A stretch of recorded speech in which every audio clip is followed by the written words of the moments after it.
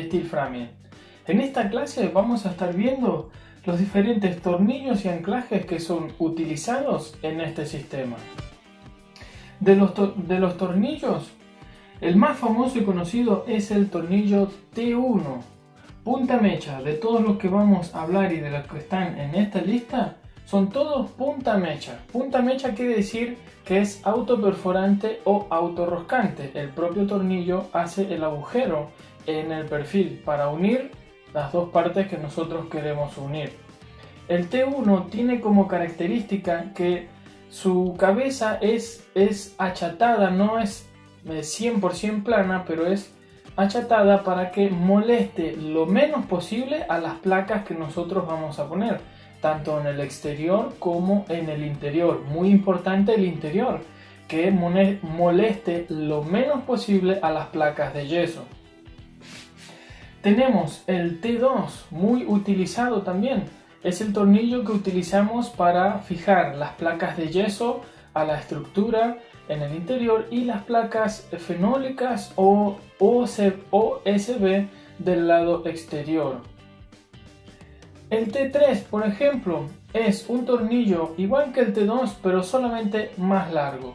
¿Para qué se suele utilizar? Se suele utilizar para fijar placas de mayor espesor o, por ejemplo, las placas de EPS a el sustrato de fenólico o de OSB, según el caso, porque es un tornillo más largo. Podríamos hablar también de un T4, que es un poco más largo que el T3. Así que según el largo es el número del T2 o T3 o T4 que necesitamos pedir.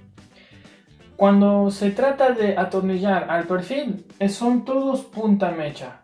Ahora, cuando se trata de atornillar a la madera, se trata de un punta aguja. Como dijimos recién, si vamos a atornillar la plancha de EPS, que necesitamos un tornillo más largo para que sobrepase el espesor de la plancha de EPS, y vamos a atornillar a la madera, podemos pedir un T3 punta aguja, por ejemplo. Ahora, pasemos al tornillo hexagonal. Los tornillos hexagonales se utilizan para la estructura de las cabreadas, para fijar las esquinas de los paneles, para fijar panel con panel, en todo lugar donde se necesite un tornillo de mayor espesor, de mayor diámetro, que soporte mucha más fuerza. Esos son los tornillos hexagonales. Aquí podemos ver las medidas más comunes, por ejemplo.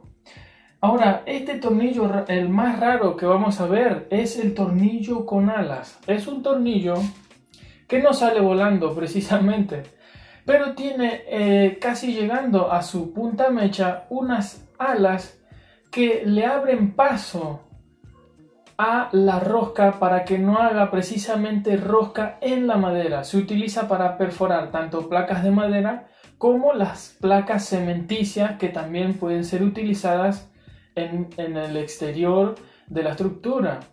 Esto nos va a permitir que la placa no se levante o no haga rosca con el tornillo, rompiendo la punta cuando llega al perfil.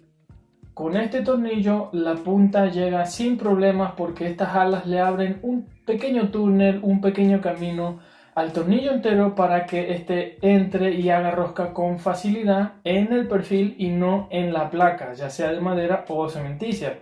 También estos tornillos su cabeza es diferente a los demás, no es ni plana ni tampoco hexagonal. Estos tornillos vienen con una cabeza estriada, lo cual fresa a la superficie de la placa, ya sea de madera o de cementicia, para que queden al ras de esa placa y no moleste luego para la terminación. Ahora veamos los anclajes más utilizados.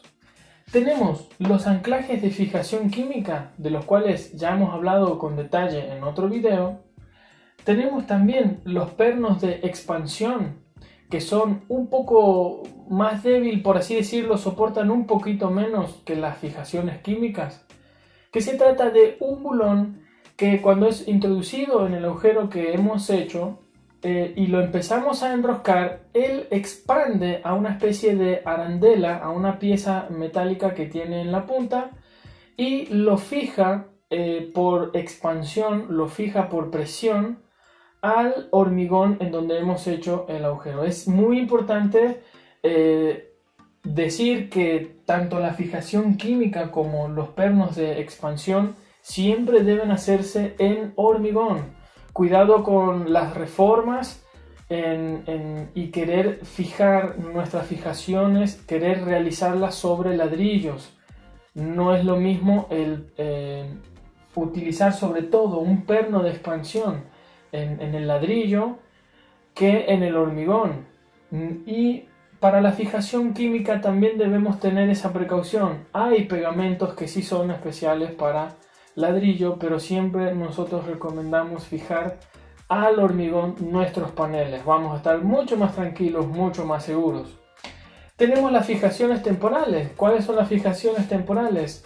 Cualquier tarugo número 8 o número 10 que utilicemos para presentar nuestra estructura, para escuadrarla, para en el día a día, en los primeros días que estamos levantando nuestros paneles, para que no se muevan, para que no se vuelen, lo fijamos con unas fijaciones temporales que no van a ser las definitivas que vamos a poner en la casa para que soporten la acción del viento de nuestra estructura. Siempre vamos a utilizar las fijaciones definitivas. Como fijación temporal podemos utilizar la pistola de clavos o cualquier tarugo que ya hemos dicho. Estos son todos los tornillos y anclajes más utilizados en el steel frame.